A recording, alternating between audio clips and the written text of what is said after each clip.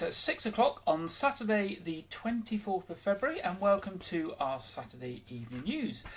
We're a slightly shorter programme this week because we've had a little bit shorter time to prepare for this week's news programme, but I hope you will forgive us for that. And in the news this week, Dorset County Hospital has opened a newly refurbished 8-patient assessment centre at Southwark House in Dorchester. The Trust received more than £14 million from NHS England's Elective Recovery and Community Diagnostics Programme, that's a bit of a mouthful, isn't it, to transform 2 floors of the building into permanent clinical space after signing a 20-year lease with Dorset Council. DCH started running a pop-in 8-patient assessment centre on 1 floor of the building back in November 2021, and this was initially set up as a temporary measure to tackle NHS waiting lists and was created as part of a partnership between NHS Dorset, Dorset Healthcare, Active Dorset and Live Well Dorset. The funding has been used to expand and enhance the centre. There are now 2 floors of dedicated clinical space that will allow the Trust to run more 8-patient clinics and offer diagnostic appointments such as x-rays and scans, as well as day case local anaesthetic procedures and general health and wellbeing services. Arts at University Bournemouth students design the internal artwork to create a welcoming space and help patients find their way around, and volunteers will also be on hand to offer support. The facility is based in the town centre next to the library and close to local shops and businesses. Dorset County Hospital's Chief Operating Officer Anita Thomas said, "We are delighted that our new 8-patient assessment centre has opened at Southwark House. It will give us additional clinical space and facilities to reduce waiting times for 8 patients and diagnostic appointments and ensure patients receive the right care and treatment more quickly. Clinicians across different specialities will work together to find the best treatment options for patients. People will be able to signpost the services they need on the day so that they can see the healthcare professionals they need at the same appointment.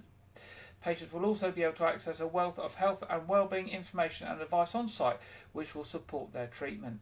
The first clinics will be held at the new centre and will include orthopaedics, rheumatology, musculoskeletal physiotherapy, orthodontics and phlebotomy, with many more due to run from there in the coming months. Building on the success of previous hugely popular events, the Family Science Day will be taking place again at Dorset Museum and Art Gallery on Sunday the 17th of March from 11am to 1pm and 2pm to 4pm. This free but ticketed activity is sure to bring out the Marie Curie or the Albert Einstein in you.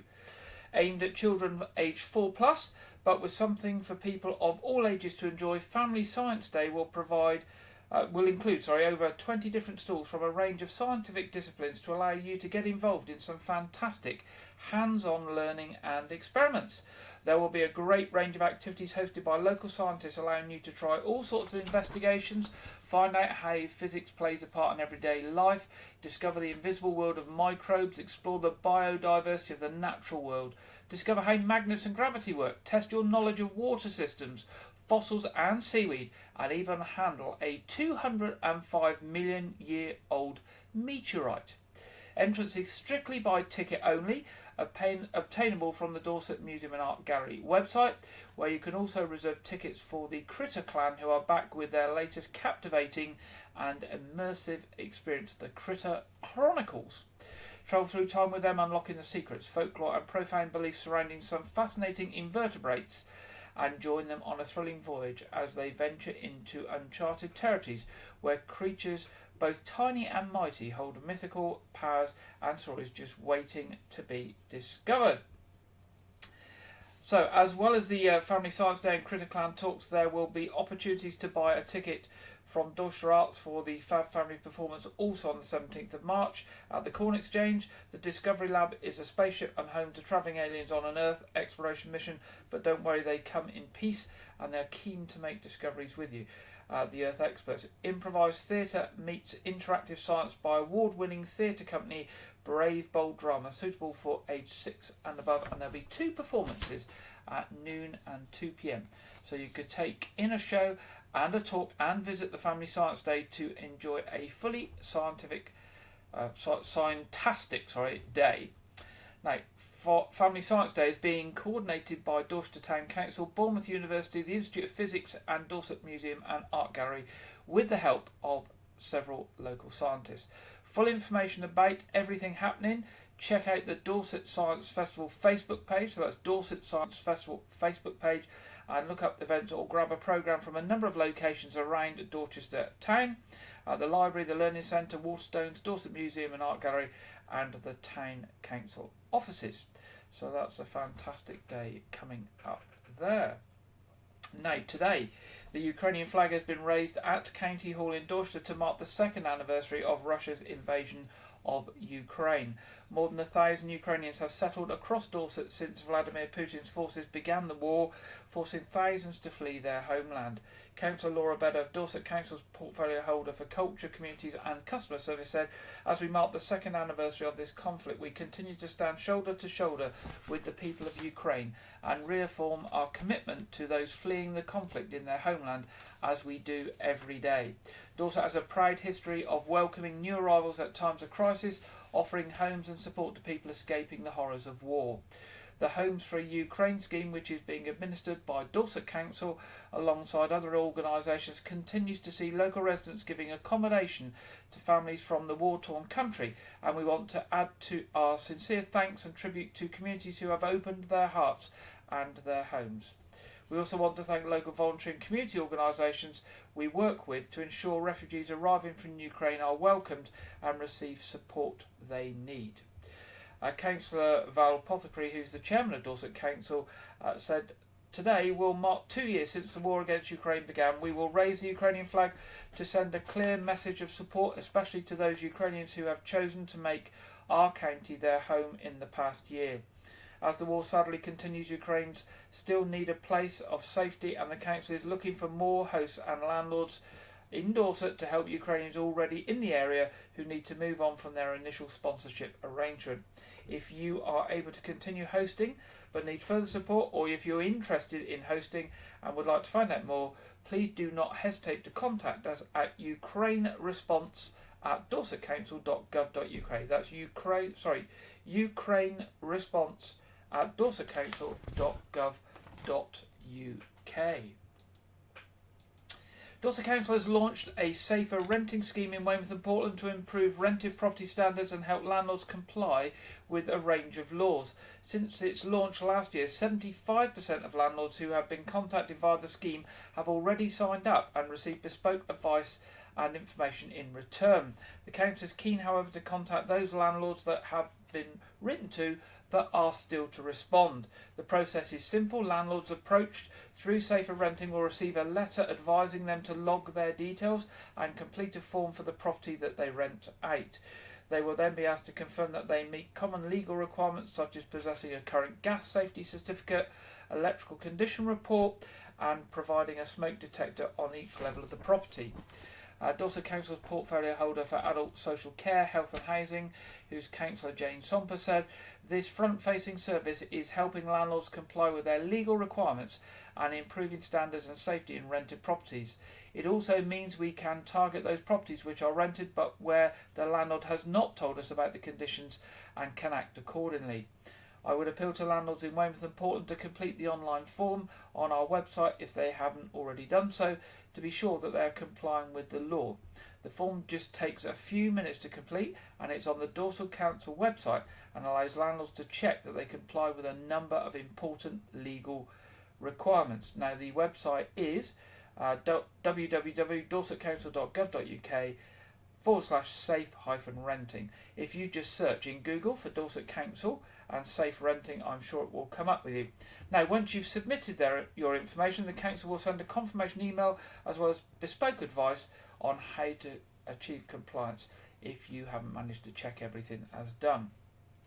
This could be anything from a checklist of required certificates and paperwork to more specific advice based on information that the landlord has submitted.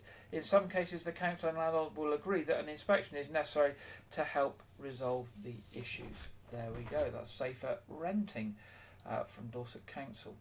Now, appeals this week from Dorset Police. Detectives investigating a report of a rape in Weymouth are renewing their appeal for information from the public. Dorset Police received a report at 10:37 p.m. on Sunday the 18th of February, raising concerns for the welfare of a woman in the Park District area. Officers attended and located a woman aged in her 20s who reported she had been raped by a man in an alleyway off Stanley Street, Derby Street and Queen Street between approximately 9:15 p.m. and 9:30 p.m. earlier the same evening. A 61-year-old man from Weymouth was arrested on suspicion of rape and has been released on police bail while inquiries continue. Detective Chief Inspector Neil Third of the Major Crime Investigation Team said, "We are continuing to provide support to the victim while our inquiries are ongoing. I would now like to specifically appeal to two women who were in the Tides Inn in King Street at around 10:15 p.m. and spoke to a woman in distress outside the pub to please come forward, as they may have important information to help our inquiries. Extensive inquiries are continuing into this incident, and I would like to ask anyone with any information who has not already spoken to the police to please get in touch." So that's the first one. Next, officers investigating a failed-to-stop road traffic collision in Weymouth are issuing an image of a man they wish to speak to. Unfortunately, we don't have the image, but we can get it up on our Facebook page later. At around 5:30 p.m. on Wednesday the 17th of January, a single vehicle collision occurred involving a silver Seat hatchback car in Cumberland Drive on the Granby estate. The vehicle was reported as stolen from the forecourt of the Granby Diner in Albany Road. It is reported that the driver and a passenger of the vehicle left the scene on foot prior to emergency services attending. Police carried out a search of the area, but they were not located. The victim's bank card, which was inside the stolen vehicle, was subsequently reportedly used at around 7:30 p.m. at the BP garage in Dorchester Road. Police Constable Lauren Edwards of Weymouth Police said, "We are continuing to investigate this incident and we have obtained an image of a man who I'd like to speak to in connection with the road traffic collision and the fraudulent use of a bank card, urging anyone with any information to come forward." Also, Dorset Police are appealing for witness to anyone to come forward as they investigate the assault of a teenage boy in Weymouth. It's reported around 5:30 p.m. on Monday the 19th of February. The victim was approached by a group of 6 young people. We've got some sort of alarm going off here and I don't know what it is. So I do apologise. Not sure what it is, but hopefully it might go off in a minute. I do apologise for the noise in the background. It's reported around 5:30 on Monday the 19th of February, the victim approached by a group of 6 young people near the skate park in the Marsh playing fields in Knightsdale Road. He is reportedly punched multiple times in the head by a male member of the group wearing a black hooded top, black trousers, black trainers and wearing a bum bag. The group, all dressed in similar clothing, then made off in the direction of the Rodwell Trail. The victim sustained several facial injuries and was later treated in hospital. Anyone with information is asked to contact Dorset Police on 101 or Crime Stoppers on 0800 555 111. What I'm actually going to do is I'm going to go to our film review and preview with Andrew Wright. Well, there, it's gone. Whatever it was, it's gone off. I don't know what that sound is. It could be our emergency power backup supply here that has done a test or tried to cut in, but it's not a sound I recognise, so I will investigate that. I was going to go to our report from Andrew Wright, but as it's gone off, we will carry on. If it starts again, we will go to our film report and preview, and we will investigate what that alarm is, and before we come back to you. But let's carry on with the news headlines. Joy of live TV. A new draft blueprint which could transform Weymouth seafront over the next 10 years has been criticised for a lack of cycle lanes on the promenade. A draft 10-year seafront strategy was presented to Weymouth Town Council's full council meeting on Wednesday, covering the 3-kilometre area from the promenade walkway along the seafront near the pavilion and along to Greenhill and Overcombe. It comes after the plans passed through the Town Council's Environment and Services Committee last month. Councillor Luke Wyke said he was underwhelmed by the strategy and its commitment to environmental issues after 2 years of work. He argued that residents wanted better the ability to cycle along the promenade. He said there are certain things that our residents had strong preferences for that have dropped out altogether. There are two areas that he felt were missing something. The second priority of residents, 44% of residents wanted, was better spaces for events and the environment. And he said he would also like to see us address the frequent use of petrol generators on the promenade, as this was not something that was needed in the 21st century. Another priority was better routes for cyclists on the seafront. Nearly 4 in 10 residents supported that. The majority of local people don't drive to the beach. Councillor Wyke tabled an amendment which included a plan to work with partners to develop year-round cycle routes along the promenade and to investigate one or more permanent electrical power connections at the Jubilee clock, sufficient to power small to medium-sized events without the need for generators. Any plans for cycle lanes would need a decision by Dorset Council.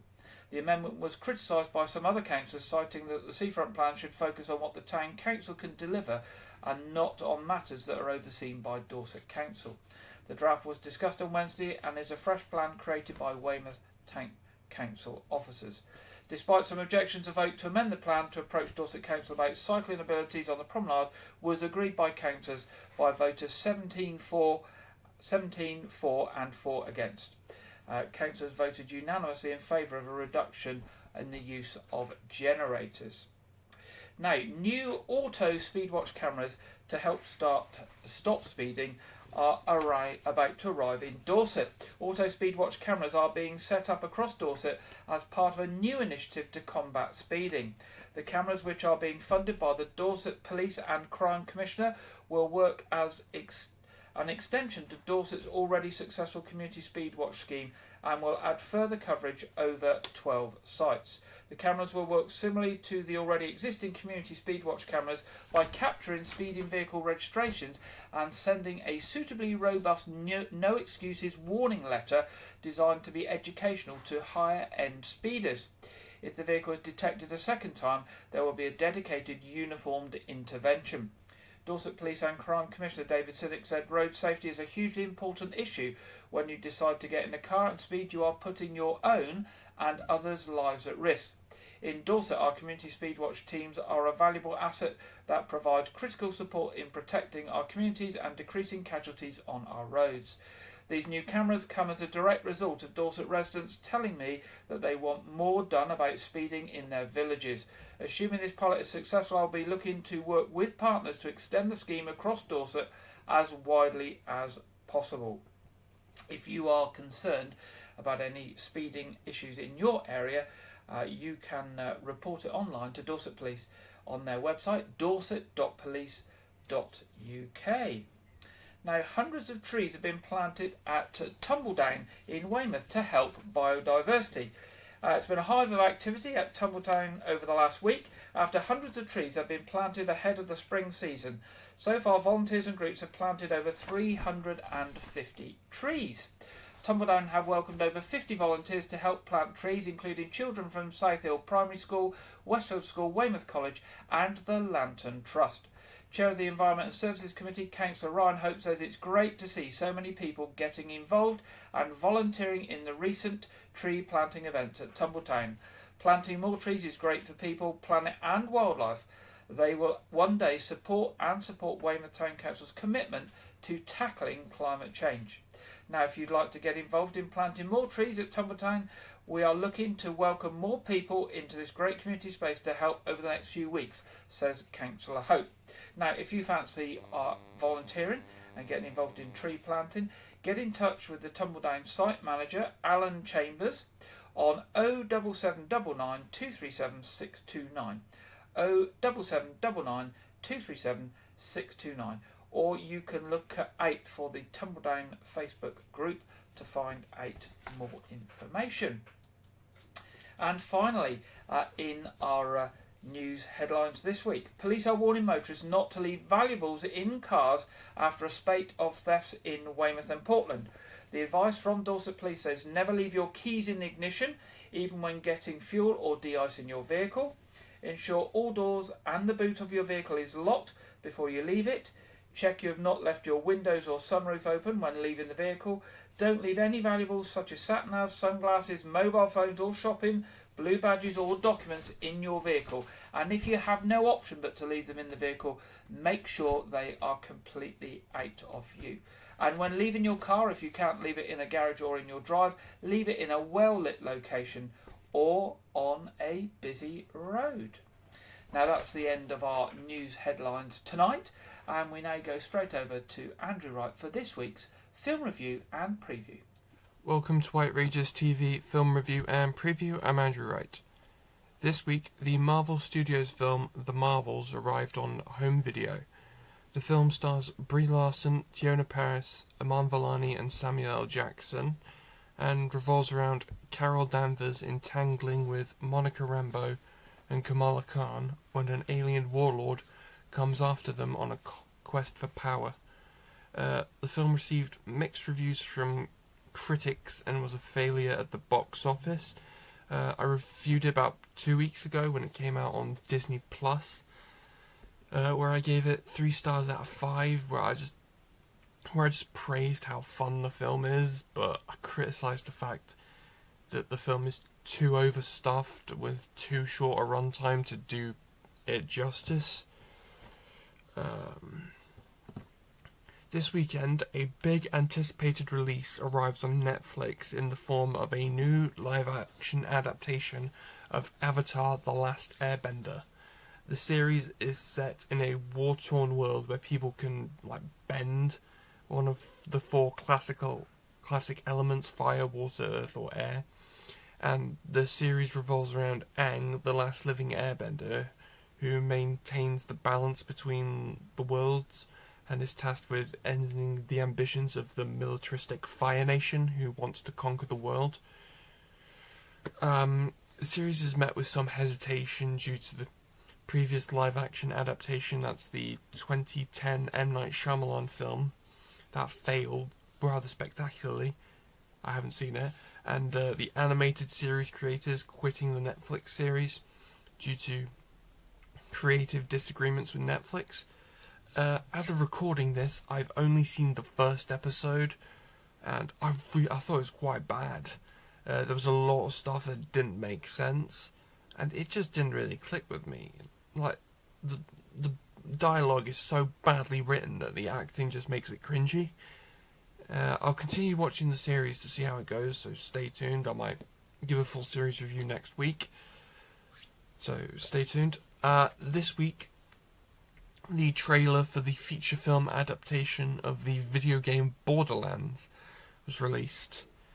The film stars Cate Blanchett, Kevin Hart, Jack Black, and Jamie Lee Curtis, and the film revolves around an infamous outlaw with a mysterious past who returns to her home planet and forms an alliance with a ragtag team to find a missing girl, with the fate of the universe being in their hands. The film is from director Eli Roth, who is most famous for his acting role in Quentin Tarantino's Inglourious Basterds. Borderlands is in cinemas this August, so stay tuned for that. In other more recent sort of news, the John Wick spin-off Ballerina, starring Ana de Armas, has been delayed by a year to June 2025. So to add new sequences to the film, it's not reshoots, it's just more filming. So you'll have to wait a little bit longer for that.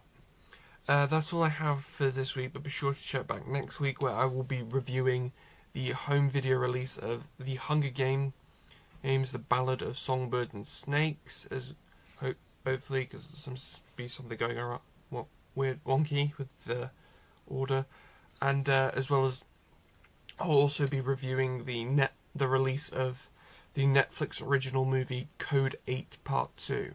Now back to Gary in the studio.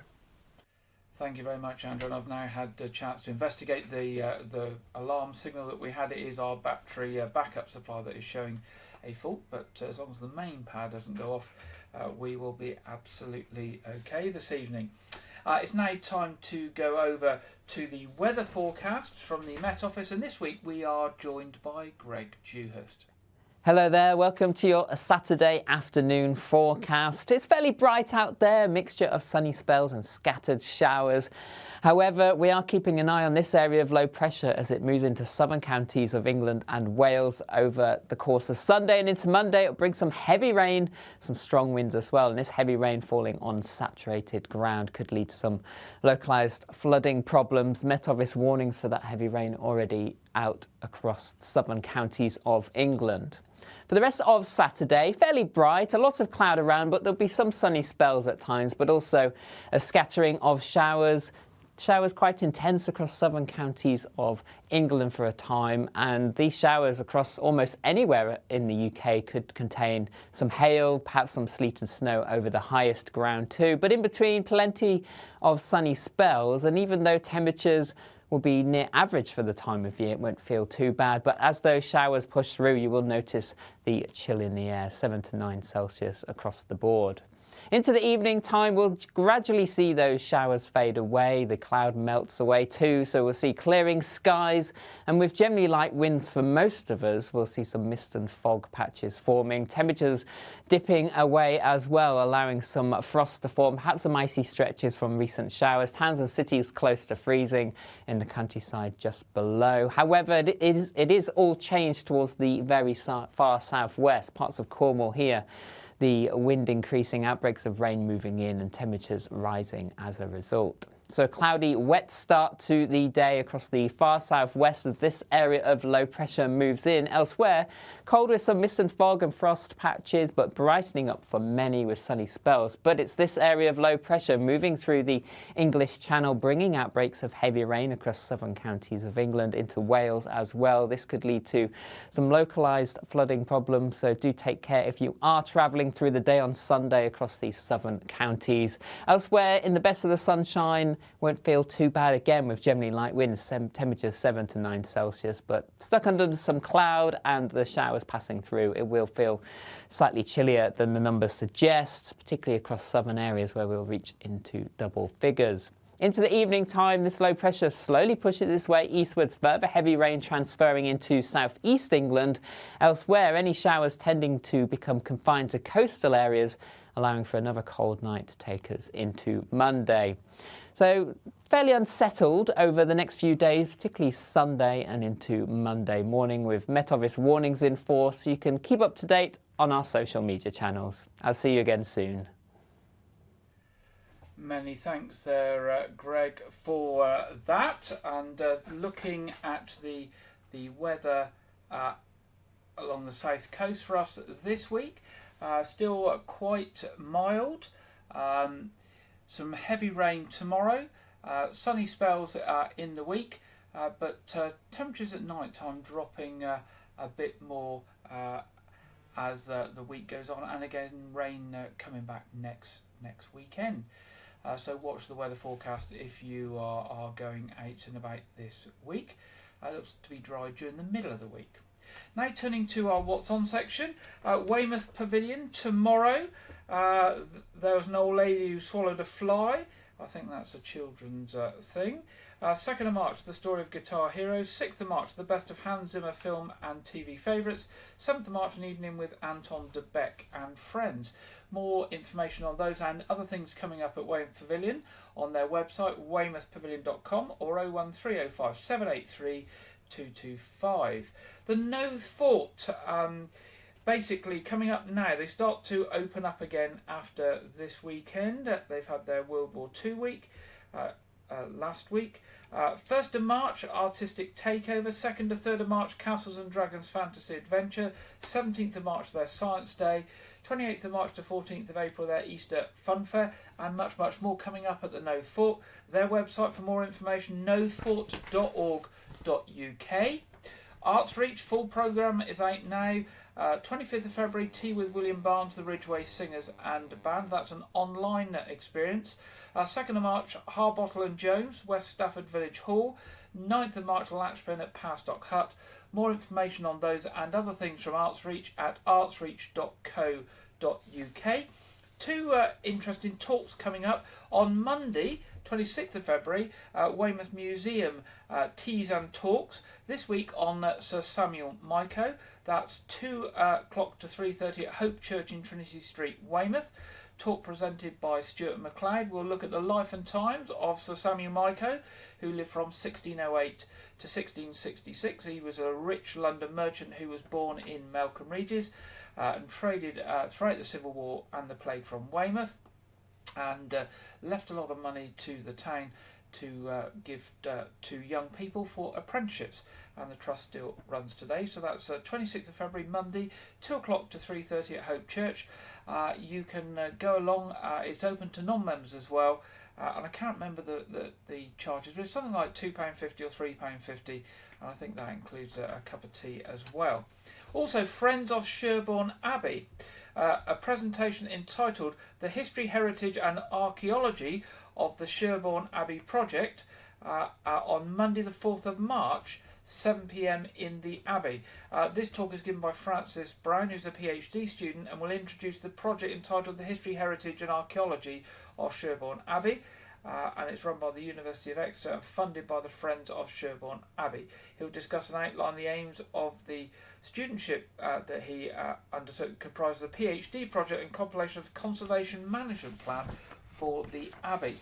And he gives insight into his research over the period of the project he's done there.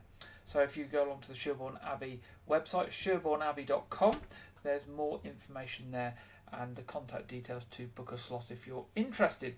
Church services tomorrow in the area.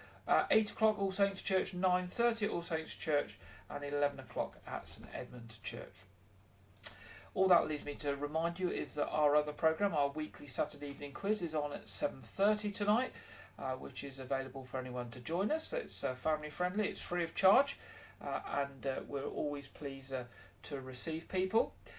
If you have any news or information or events coming up and you'd like to share with us, do drop us a line. Our email, as ever, news@wykeregis.tv, news@wykeregis.tv, and we will be pleased to receive that information from you.